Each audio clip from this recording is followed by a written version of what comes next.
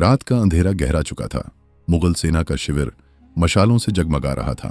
हजारों घोड़े, लाखों सैनिक और बीच में बैठे थे आलमगीर औरंगजेब। तभी अचानक घोड़ों की टापों और तलवारों की खनक से मैदान गूंज उठा। मुगल घबराकर बाहर दौड़े और सामने थी घोड़े पर सवार एक महिला, आंखों में बिजली, हाथों में तलवार।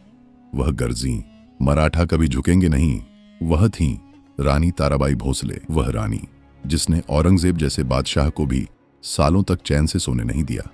ताराबाई का जन्म 1675 में एक योद्धा परिवार में हुआ। बचपन से ही वह गुड़ियों की जगह लकड़ी की तलवार से खेलती। एक बार पिता ने कहा, बेटी, लड़कियां घर संभालती हैं। ताराबाई ने उत्तर दिया, अगर औरंगजेब जैसा कोई आ गया तो घर कौन बचाएगा? यही मासूम सवाल उनके भविष्य की झलक था।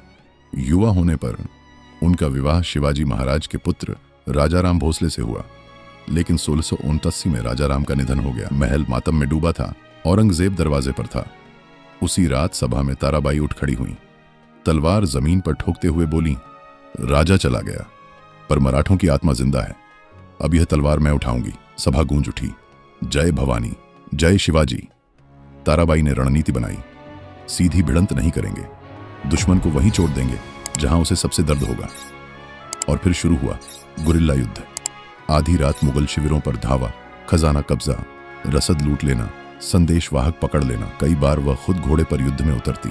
सैनिक कहते, हमारी रानी ही हमारी सबसे बड़ी सेना है। साल दर साल मुगलों की लाखों की फौज हार झेलती रही।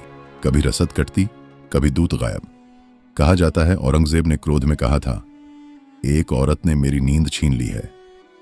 ताराबाई सिर्फ योद्धा नहीं, प्रजावत्सला रानी भी थी। किसानों से कर घटाया, सैनिकों को सम्मान दिया, जनता को भरोसा दिलाया कि मराठा साम्राज्य सुरक्षित है।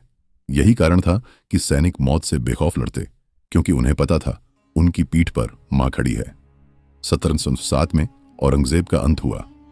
मराठा साम्राज्य अब तक जिंदा था और इसका सबसे बड़ा कारण थी ताराबाई। इतिहासकार मानते हैं, अगर ताराबाई न होती तो मराठा साम्राज्य औरंगजेब की कब्र में दफन हो गया होता। 1761 तक जीवित रहीं। ताराबाई ने सैकड़ों युद्ध देखे, विश्वासघात सहे, लेकिन कभी अपना साहस नहीं खोया। उनकी विरासत से ही आगे चलकर पेशवा बाजीराव जैसे वीर जन्मे। इतिहास कहता है औरंगजेब ने आधी सदी राज किया, पर यह भी कहता है उस आधी सदी में एक औरत ने उसे चैन से सांस नहीं लेने दी। वह थी मराठों की शेरनी, रानी ताराबाई भोसले। उनकी कहानी आज भी सिखाती है, अगर हिम्मत और इरादे अटूट हों तो एक औरत पूरी सल्तनत को हिला सकती है। अगर आपको यह कहानी प्रेरणादायक लगी हो तो इसे अपने दोस्तों के साथ जरूर शेयर कीजिए। कमेंट में बताइए, क्या आप पहले से रानी ताराबाई की वीरता के बारे में जानते थे? ऐसी ही और अनसुनी कहानियां सुनने के लिए चैनल को सब्सक्राइब करना ना भूलें।